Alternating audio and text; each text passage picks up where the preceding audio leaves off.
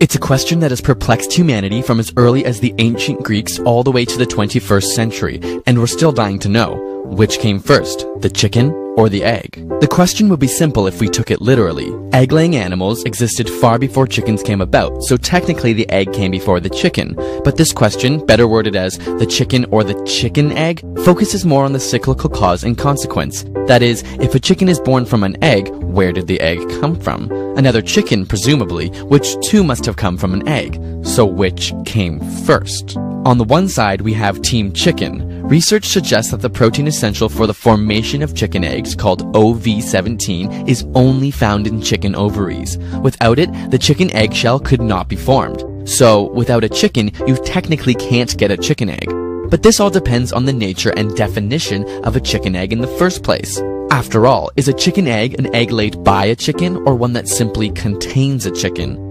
Obviously, the OV17 bearing chicken had to come from somewhere, but if an elephant laid an egg from which a lion hatched, would it be an elephant egg or a lion egg? This leads to the other side of the story, Team Egg. During reproduction, two organisms pass along their genetic information in the form of DNA, but the replication of this DNA is never 100% accurate and often produces minor changes for the new organism. These small mutations in DNA over thousands of generations create new species, but these genetic mutations must occur in the zygote or initial cell. So, a creature very similar to a chicken, which we could call a proto-chicken, would have mated with another proto-chicken, and because of a small genetic mutation created the first chicken, which grew in an egg. So, the egg came first? Well, Team Chicken might argue that this was simply a chicken growing inside of a proto-chicken egg. However, no one mutation can ever really constitute a new species. Even though we humans like to classify all creatures into different groups and names, this is based on how things currently are and not how they were millions of years ago. The process of evolution is so gradual that no one proto-chicken to chicken birth could really be considered a new species at the time. Much like how dogs have come from wolves.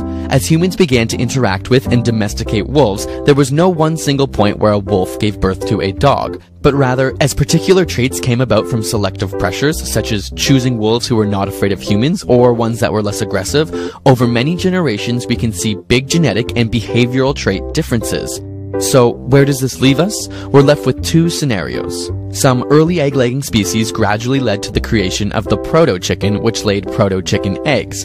In one of these eggs, there was a mutation causing a slight change in selective advantage, and this was ultimately the first chicken, which then went on to lay chicken eggs. In this case, the chicken technically came first. Or we have a proto-chicken which gave birth to a chicken inside of what we would classify as a chicken egg, and as such, the egg came first. Which brings us back to the nomenclature and question of what is a chicken egg, which is a fairly meaningless question. But at the end of the day, what we can all agree on is that regardless of whether it was a chicken egg or a proto-chicken egg, the first true chicken came from an egg.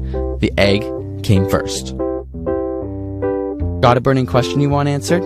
Ask it in the comments or on Facebook and Twitter, and subscribe for more weekly science videos.